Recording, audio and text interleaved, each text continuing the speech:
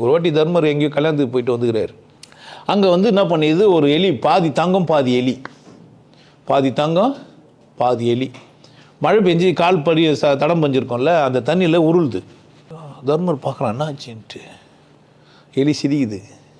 நான் இன்னும் எலியாவே ஆகல, பாதி தங்கம் பாதி இதோ இருக்கிறேன். என்னான்னு கேச்சு, நீ தர்ம பிரபு இல்லைடா நீச்சு. எது? ஏழு உனக்கு அவமானமாயிடுச்சு. நான் தர்மம் பண்ணோம் இல்லையா, நான் தர்மத்துக்கு ராஜா, என் பேரே தர்ம பிரபு அப்படின்னு சொல்லினேந்து. இது அந்த ஓரமாக அவன் போயிடான் கர்ணன்.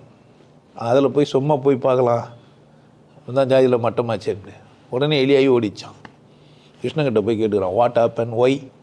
டேய், போன ஜென்மத்தில் ஒரு ஐயர் இருந்தார், ஒரு பருக்கு தான் அவங்க புருஷன் மட்டுமே சாப்பிட சோறு தந்தார். அதை அவர் சாப்பிடாம பொண்டாட்டி கர்மகரையில் அவர் சாப்பிட்டு வாழன்றதுக்காக கொடுக்கறதுக்கு இருந்தார். இல்லைன்னா பொண்டாட்டி செத்துருவாள்ன்ட்டு, பட்னியாக இருந்தால் இவன் செத்துருவான், பொண்டாட்டி இருந்தால் புள்ளியும் சேர்ந்து சாப்பிடுமேன்னு பொண்டாட்டி சாப்பிடணுன்னு வச்சுருந்தான். அதை இந்த எலி சாப்பிட்டுச்சு, அதனால் அந்த ஐயர் சாப்பிட விட்டார். நீ நீ தர்மத்தை பிரச்சனை இல்லை, நீ பசியில் தான் நீயும் சாப்பிட்ட, அதனால் எலியாரு, ஆனால் அடுத்தவங்க சாப்பாடு சாப்பிட்ட, அதனால் தங்கமாருன்னு சாபம் விட்டார்.